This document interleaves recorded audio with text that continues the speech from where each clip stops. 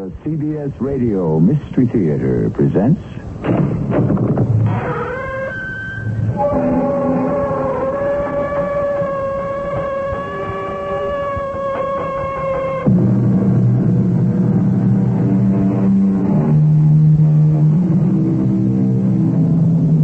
Come in. Welcome. I'm E.G. Marshall. In the annals of the Gothic mystery, no psychic detective is more venerated than Dr. Hesselius, the creation of the writer Joseph Sheridan Le Fanu.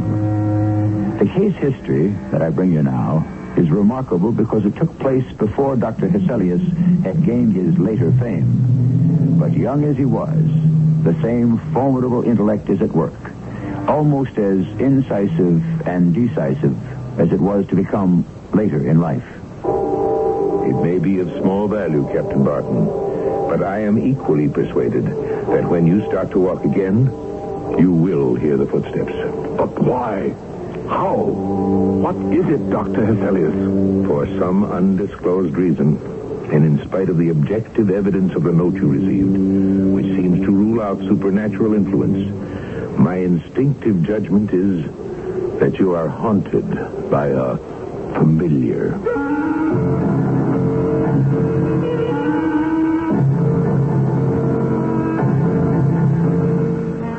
Our mystery drama, The Familiar Ghost, was written especially for the Mystery Theater by Ian Martin and stars Charles Irving. It is sponsored in part by Contact, the 12-hour cold capsule. I'll be back shortly with Act One.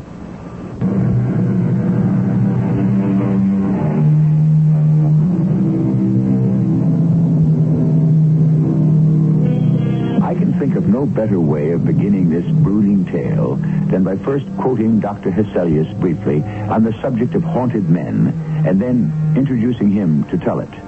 The quote, "In a rough way, we can reduce all such cases to three distinct classes. Some are those who by conscience are subject to illusions.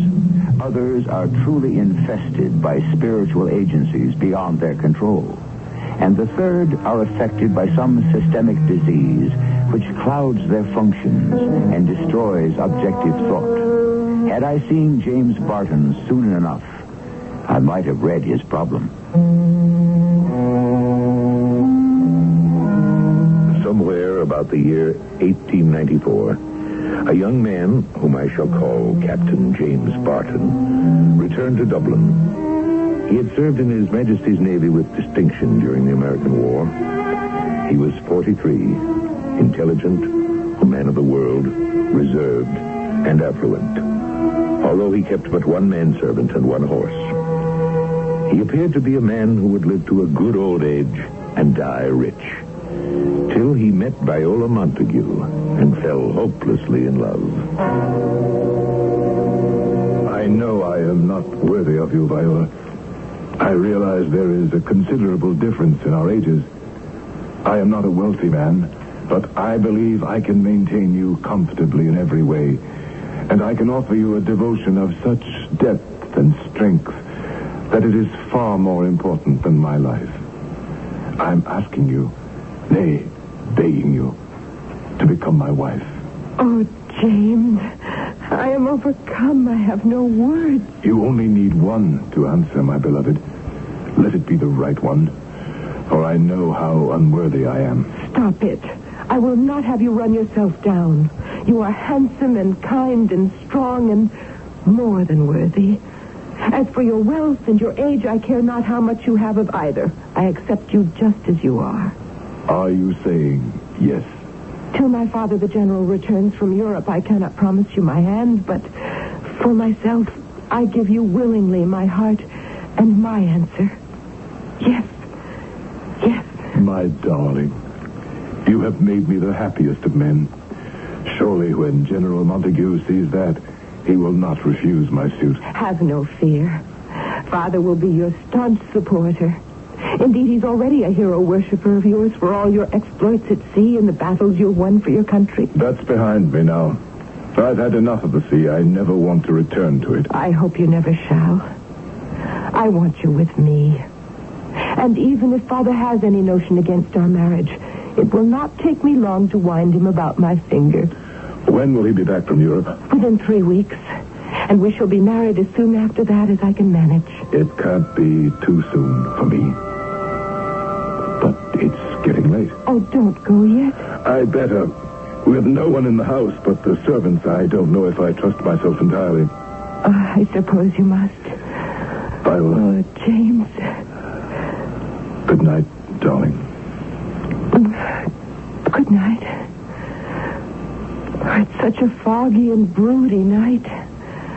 I don't like the idea of you walking home. It's not so far. Good exercise. I shall enjoy the stroll. I'll be walking on air all the way. I shall worry until I see you safe and sound tomorrow. Don't let anything happen to you. What could happen to me? I am armed and well able to take care of myself. Nothing could trouble me tonight. Not even the devil himself, though he walked in my footsteps. What prophetic echo from the inner mind could have made Captain James Barton select those special words?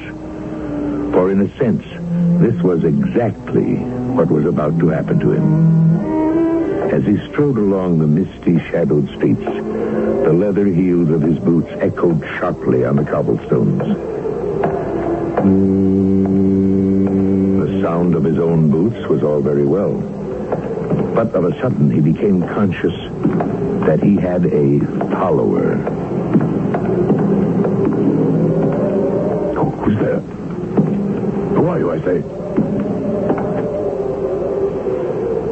Am I hearing things? No one there. Not even the hint of a shadow. Imagination, I suppose. Confound it. It's chilly, cold. Better get myself home. There is someone following.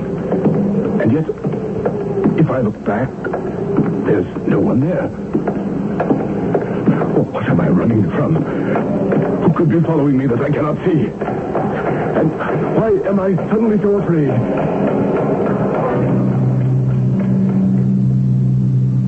In a panic of fear at the unknown and the unseen, poor James Barton ran until he reached his rooms. There, common sense returned, and he went to bed, resolutely blotting out his imaginary follower. But the following morning, something else happened, which brought me into the strange case. In answer to an urgent message delivered by hand, I hurried to the Montague mansion to meet Viola. It was good of you to come, Dr. Hesselius. Your father has befriended me on many occasions. You are a good friend. Now, let us get down to whatever it is that is troubling you. I need help, or rather, I'm afraid my poor fiancé does. I was surprised at the news of your engagement. Does the general know of it? I've written him, but there has been no time for a reply. However, I have no doubt that Father will be delighted. It's about the day after he proposed, when he took me to lunch. I was conscious that something was bothering James. While we were walking, and even in the carriage, he kept glancing constantly over his shoulder as if someone or something was following us. He had never acted this way before? No. I'm afraid for him. Why? I don't quite know. This follower, this presence, whatever dogs his footsteps, haunts my mind, too. When he first told me, laughing it off about someone trailing him, I knew that it was nothing to be laughed off. Viola, I've known you ever since you were quite little. I've never had any indication that you were at all sensitive to the preternatural. I never have been before. I might have written it off as undue concern for someone I love, just as I'm sure James would have, if it hadn't been for this. And what is this? A letter that came to James through the post. I'm sure he never would have shown it to me except for the accident that last night this fell inadvertently to the floor from his jacket. Oh, may I read it? That's why I asked you to come. Is Captain Barton aware that you called me? Oh, yes. As a matter of fact, he's here this moment in the house. I wanted to talk to you first, before you met, because you'll find he wants to push this aside. But you think it's more important than that? I am afraid. I'm terrified for him in a way I find difficult to express. I know that my husband-to-be is in dreadful jeopardy. I hope your fears are not justified. But I think if the captain is here, by all means, he should join us. He's in the next room. I'll get him. James, would you come in, dear? Of course, Viola. James, this is the Dr. Hesselius I've told you so much about. Dr. Hesselius, my fiancé, Captain James Barton. Pleasure to meet you, sir. And for me, Doctor. The term is not honorary, Captain. I've been thoroughly educated in medicine and surgery, though so far I have practiced neither. That does not mean to say I do not continue to pursue my studies, which, however, have taken me somewhat deeper into the realm of the spirit and the psyche itself. James, I asked Dr. Hesselius here, as you know. I beg you to discuss the note you have received and what happened the other night. Have you read the note, Doctor? Not yet. I preferred to have your permission. That was not necessary. Here, I shall read it to you myself. To Mr. Barton, late captain of the Dolphin, you are warned of danger. You will do wise to avoid Eglantine Lane, and indeed the lady who lives at one end of it. Should you walk there again, take this warning once and for all that you have reason to dread. And it is signed, or at least concluded, in capital block letters crudely printed, The Watcher. You have no idea, of course, who the Watcher might be. Not the slightest. Or you, Viola? Me, Dr. Hesselius, how could I? Perhaps some other suitor? There has been no other. I will not deny to you, Doctor, that I have not made enemies. Not only those it was my duty to war against, but also among my own compatriots. The command of a ship makes a man an autocrat. But now the war is over and done with. I can think of no one who should bear a special grudge. At all events, the note is not what disturbs me. It is the follower. Yes. I must admit he bothers me also. Why, Dr. Hesselius? Because the two, if they belong together, don't fit each other, do you see? As evidenced here by this note, one is of this world, the other... Do you understand that you never saw the man who made the footsteps? That's right. But it was foggy. Still, I understand you turned back, called to him, tried to locate him. I did. And when you just paced back and forth and tried to create the echo of your own footsteps, there was no sound. Correct. It's very late, Dr. Hesselius. I think Viola is tired. I'm not. I'm worried, James. Suppose, after we say goodnight, Dr. Hesselius and I continue the conversation. Can I drop you somewhere, Doctor? As a matter of fact, I could use a walk. And we're going in the same direction.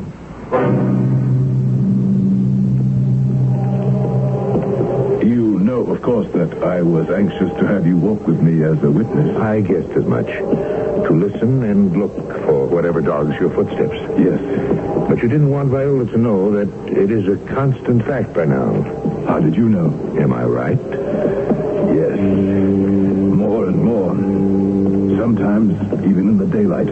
But there is never a figure to account for the footsteps. No. And you have satisfied yourself that it is not a simple echo? Yes, I have. Listen. Do you hear them?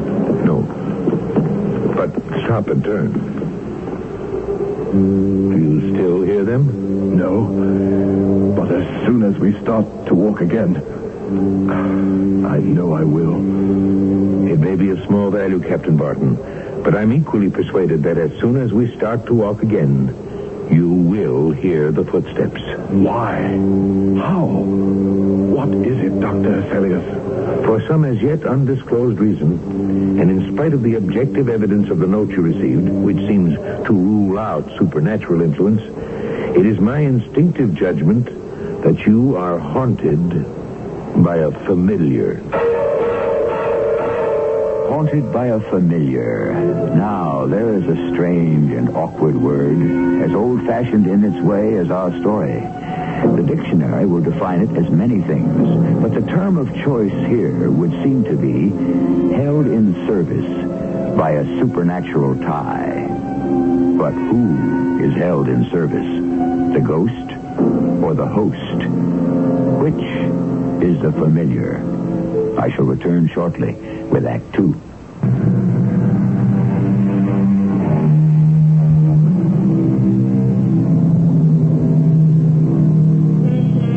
We are now back to our story of the familiar.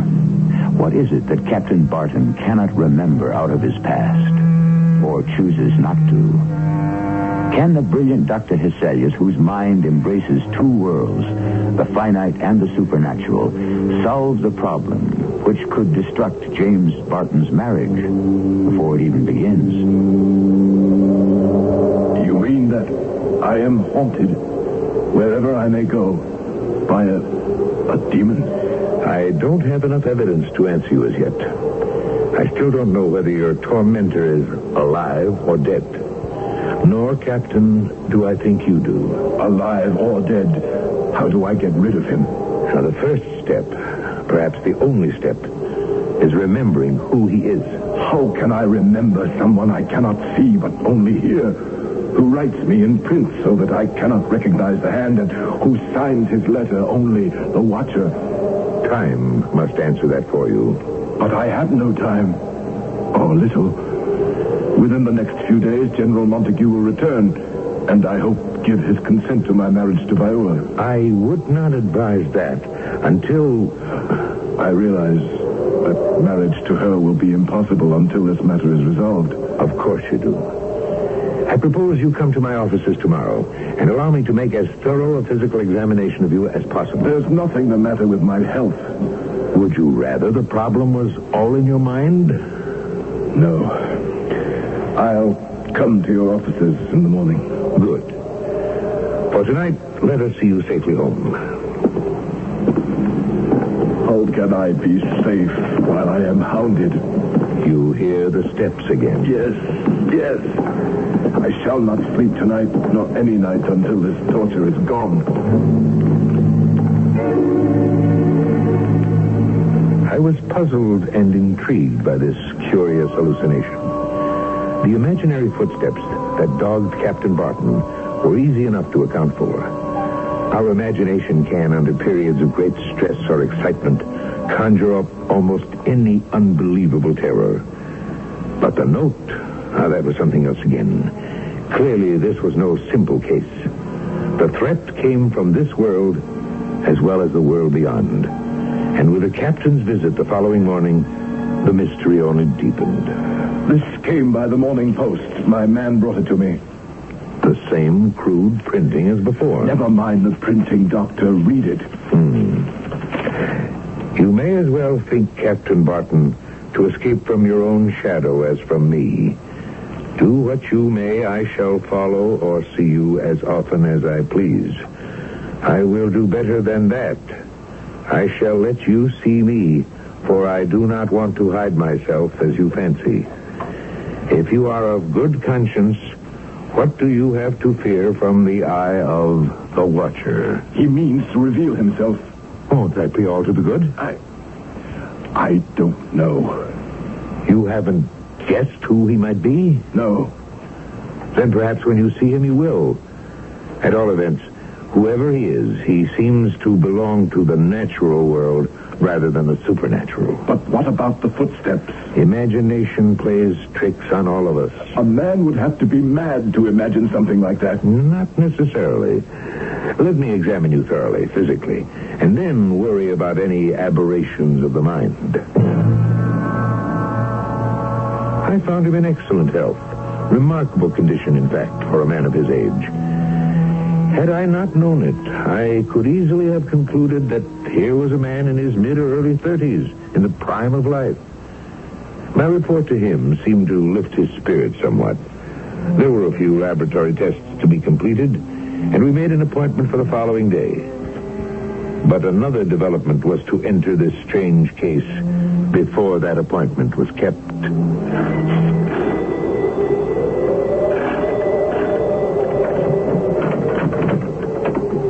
my dear Miss Montague, Viola, what an unexpected pleasure. May I please come in, Dr. Hesselius? By all means. I thought perhaps Captain Barton was with you. No, we parted after luncheon. Let me take your shawl, my dear. No, I'd rather keep it. I'm chilled to the bone. We have just seen the Watcher. We? James and I. You saw this person also? Yes. Clearly? Well, we were in the carriage on the way home. There was quite a crowd gathered at the corner of Eglinton and Copley Streets. And all of a sudden, I felt James give a compulsive start. He had told me the good news of his general health, but the start was so violent. I thought for a moment that perhaps he'd had a heart attack. I turned to him quickly. No. James, what is it? Are you ill?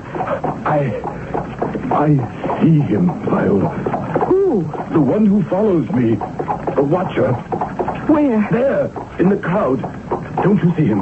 The short man there, wearing the fur cap and that strange foreign coat. Can't you see him? With the red face and the brown teeth clenched in that awful smile. Stop the carriage. I've got to catch him. Find out what he wants. Take it out of him. No, James, no. Don't risk going near him. I must. I've got to see him face to face. And did he catch him? No, Dr. Hesselius. I mean, I don't know. He disappeared into the crowd and seemed as if he might have turned into Eglinton Lane. Whatever had interested the crowd seemed to be over, and they dispersed. Quite suddenly, the corner was empty, and James had vanished into thin air. Did you look for him? Oh, yes. I had the driver turn into Eglinton Lane, and we went the whole length of it. There was no sign of James. At his lodgings, his servant said he had not returned. I went back to the corner where he had disappeared. He wasn't there. In desperation, I came here. What am I to do? Can you describe him to me? A little man with a red face marked as though by the pox. He had bad teeth and this terrible fixed smile on his face. And he wore a strange-looking coat and this fur hat with ear laps. He would have looked ridiculous if it hadn't been for the smile. Interesting. If he was smiling, why would you fear him? There was no warmth in the smile. It was as though someone from behind had seized the corners of the mouth and dragged them up and back till it was more of a snarl or a silent shriek of pain. When I think of it, I'm in terror for James' very life. It took me some time to calm Viola. I then saw her home in a carriage. I left her to attend to one or two business matters. Then, returning later to my own quarters on foot, was vastly cheered to find, waiting on my doorstep, an obviously healthy, if disturbed, Captain James Barton. Dr. Hesselius, thank heaven I caught you. I was about to leave again. Oh, Captain Barton, before anything, we must let Viola know that you are safe. She already knows. I came away from there shortly and hurried here by hackney. When I found you away, I was at my wits' end after what happened. By all means, come in. Come in and tell me. Viola says she had told you we saw the Watcher. I know you saw him and pursued him. Did you catch up with him? Let's go into the drawing room. No, he led me a pretty chase. But eventually, in some twisting alleys, I lost him. Why, then, didn't you return to Viola? I was in no condition to face anyone. Why were you so upset? Did you recognize this man you were chasing? No. Then why did he have such an effect on you? The concentrated malevolence that issued from that shrunken figure. The utter evil he projected. The fiendish terror projected by that snarling smile like a wolf or some dread vampire. The mouth stretched till it hurt against the rotting, jagged teeth. And how did you lose him? I was right on his heels as he turned the corner, and as I hurtled round it, ready to pounce and seize him, he was gone, as if he had never been. as if he were but a figment of some awful nightmare. And yet you are sure you saw him. Yes, and Viola, too. So she said. But that might have been the power of suggestion. Every detail of her description was a repetition of what you said you saw. I did see him. And recognized. No, how could I? Let me ask you a question, Dr. Hesselius. Yes? If a man had lockjaw and died of it, or appeared to, as testified by a doctor of reasonable competence, might he, after all, recover? Impossible. But a blunder could be made. No physician with a knowledge of death could mistake it in a case of that horrible disease. Is there any disease which could cause a man to shrink in all his proportions, still preserving his exact resemblance in every detail, with the exception of his height and bulk? That I can answer firmly, none. Then I am haunted. And this thing is supernatural. But you recognize who it is. Not yet. I know the face, but I can't make the connection with the past. But he is, as you said, a familiar. My familiar, tied to me. Oh, how can I rid myself of him? How can I determine at last who and what he is? Now there were enough fragments to start to fit together. Some answer to the mystery. And 2 days later, a certain advertisement in the Dublin newspapers arrested my interest. If Sylvester Yelland, formerly foremast man aboard His Majesty's frigate Dolphin, or his nearest of kin, will apply to Mr. Hubert Smith, attorney, and his office in Dame Street, he or they may hear something to their great advantage. Admission at any hour till 12 at night, and full confidentiality assured. Was it possible the watcher was alive after all? Whatever visitors Lawyer Smith might have, I resolved that I would be one of them. Not for the purpose of giving information, but of receiving or extracting it if I possibly could. Perhaps at last, through the medium of an advertisement, this strange puzzle of a haunted man is nearing solution. But is Dr. Hesselius right in assuming, simply on the slim evidence that the ship named was the one which Captain Barton once commanded, that it has any connection with him? We'll find that out when I return shortly with Act 3.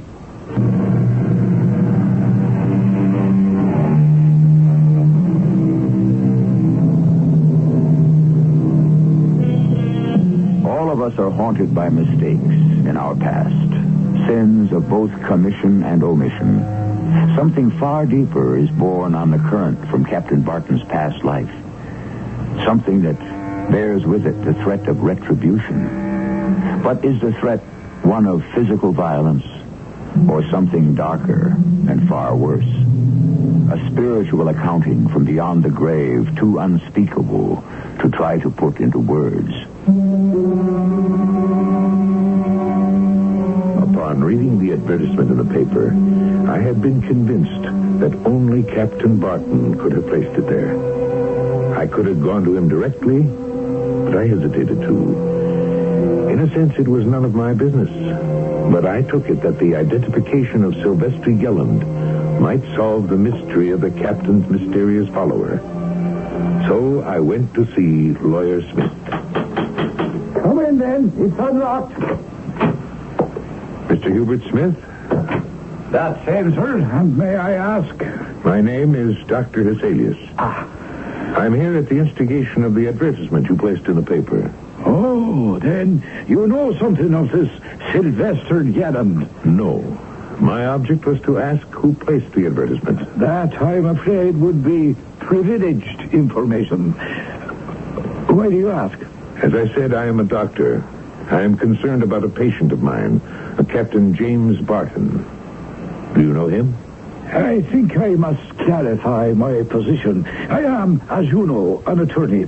A client has retained me to try to ascertain the whereabouts of the party named in the advertisement, at the same time enjoining me to total secrecy as to his identity. Did Captain Barton place this ad? The answer is a categoric no. Then can you tell me who Sylvester Yelland is?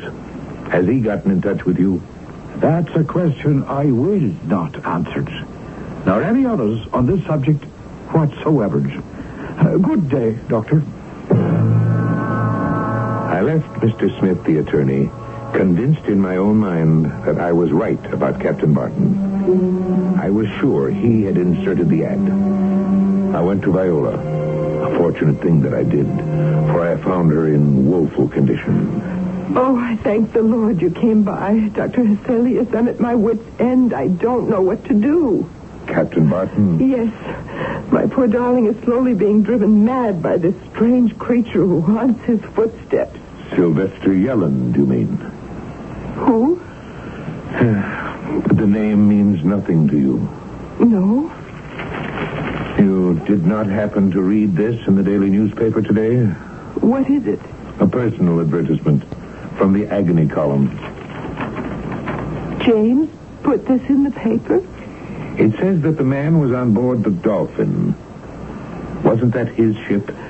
Yes, but the ship has had other captains, other crews. It could be coincidence. Possibly. My instinct tells me there's some strong connection between this man and your James.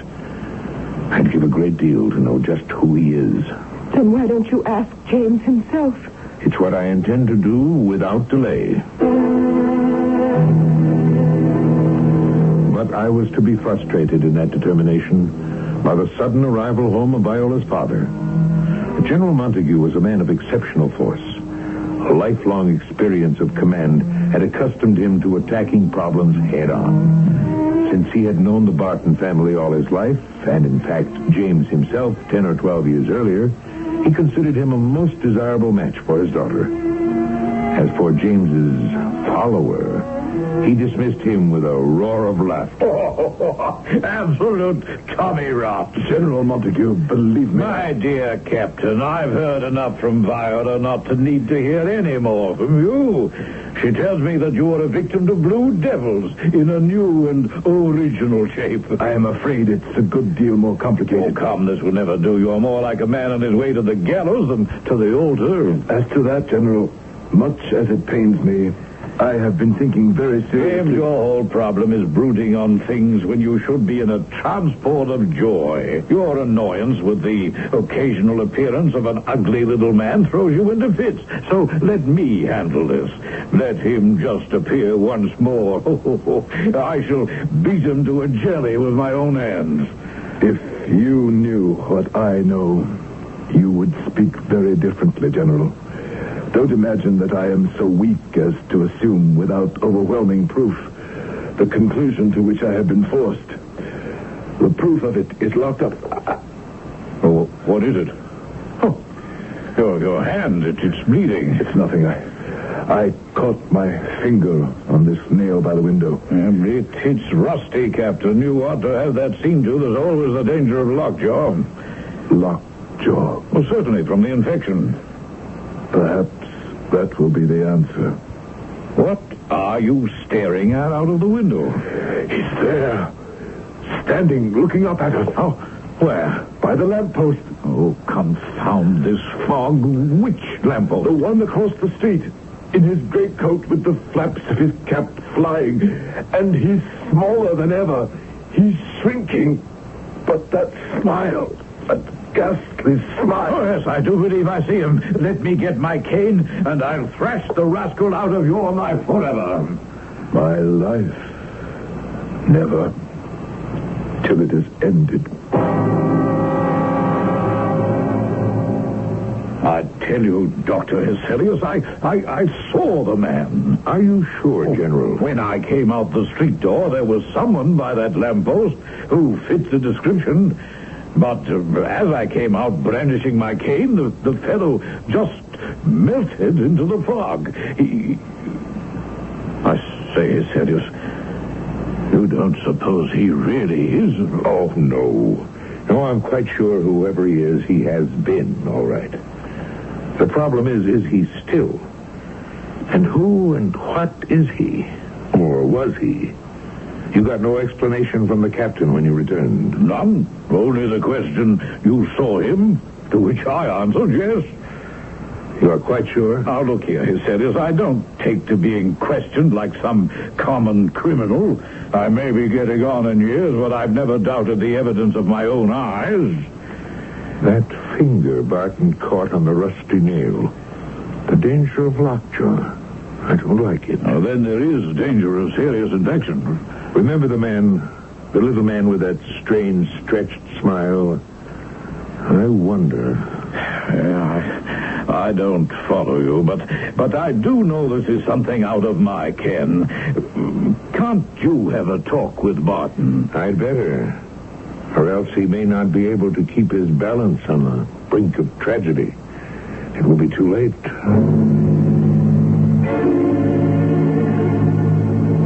But before I had the opportunity to visit the captain, Viola herself had been there. And things in this strange affair had taken a new turn. This is what Viola reported to us after her visit.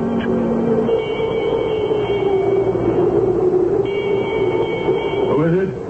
It's Viola James, darling. Viola. No. Go away. Please, let me in. You should not be here. Go away from me, as I begged you. Forget me. I'm not worthy. Let me be the judge of that. Darling, it's cold. Let me come in. Why not? The struggle is almost ended now. Come in. What struggle, darling? My sufferings will soon be over. I pray I leave you no legacy of suffering, too. What suffering? Retribution. My punishment for my sins. I don't know what to say to you except for whatever it means. Comfort has been revealed to me. I am happy to hear you speak so tranquilly.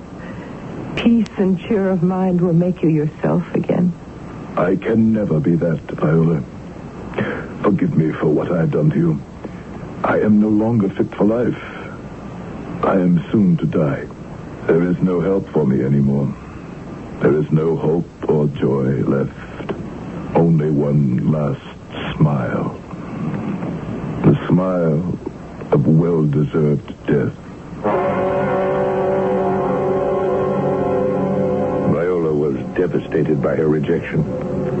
And in a strange turn of face, the general, instead of being relieved, was furious at what he considered an insult to his daughter.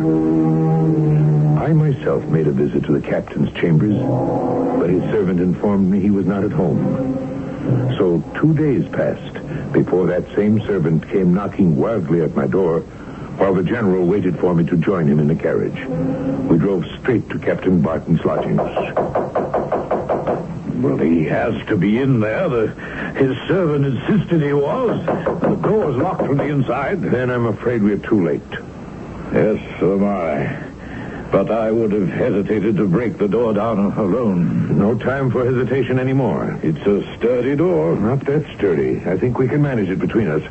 Ready? Yes. Here we go. It's giving. Once again.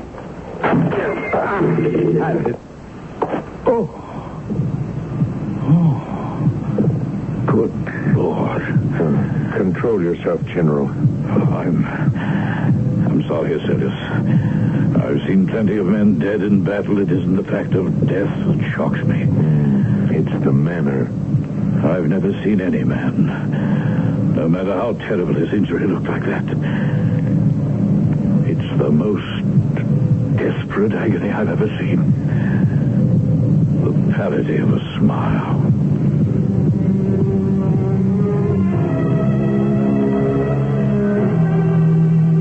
The captain lay in his bed, composed enough, as though he had been waiting for death. But as relaxed as his body seemed, the skin, muscles, flesh, were drawn back over his skull so tightly that his head had snapped back, driven deep into the pillows.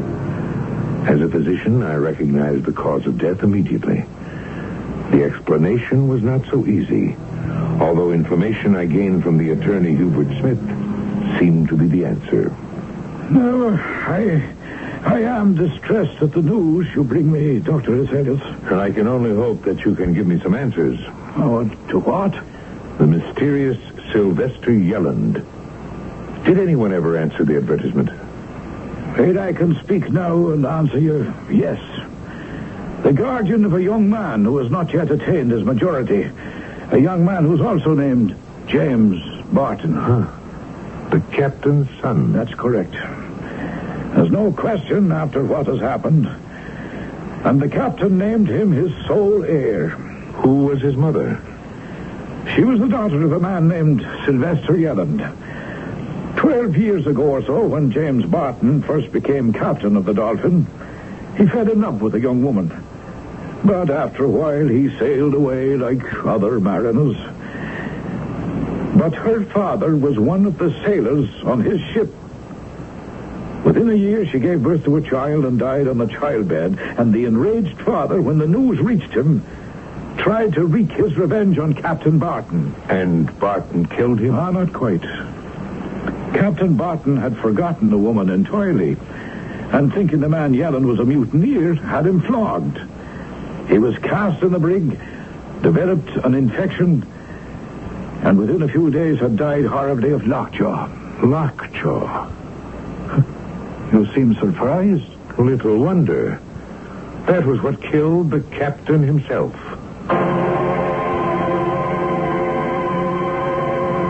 There it is. But what did kill Captain Barton? Remorse, the pangs of conscience, a visitation from the dead that haunted him, or an accidental finger wound on a rusty nail, or a combination. Whatever it was, he died just as the man whose daughter he wronged. His face contorted in the terrible smile of death that tetanus visits on its victims. The Rhesus sardonicus. Let me hasten to add, to reassure all of you, that this story would not have been possible today. All children get shots to guard against the virulence of tetanus, and the vaccine is absolute protection. 200 years ago, we were not as fortunate as we are today. I'll be back shortly. Palo Verde, an epic saga, a rich, lusty novel of 3 generations set against the dusty pueblo that became modern Los Angeles. Palo Verde is the drama of Amelie, sensitive, supremely passionate, and the 2 Van Vliet brothers whose fierce love for her almost destroys them all. Palo Verde is the next generation. Kingdom, flying ace and silent movie idol. Shy Tessa drawn toward the most dangerous of loves. Palo Verde, the new best Jacqueline Briskin, from McGraw-Hill, at your bookstore now. Look at us world, see how we grow. Just look at us world, to see our... Hi, I'm Shelley Bruce, better known as Annie in the hit Broadway musical. Girl Scouts need adult volunteers. Call your local Girl Scout council today. Girl Scouts part of being a girl, learning to be in a very big world, learning to care and learning to share, seeking the answers tomorrow will bring.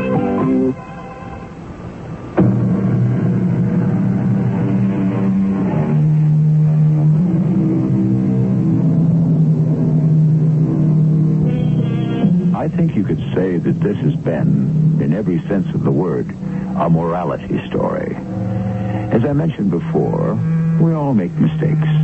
That is the human lot. It is only or make amends that we deny our birthright. We can try to shut our minds, convince ourselves that we have forgotten them, but we cannot control the watchdog of our minds. Shakespeare said it, for conscience doth make cowards of us all. Our cast included Charles Irving, Gordon Heath, Teri Keane, and Ian Martin. The entire production was under the direction of Hyman Brown. And now...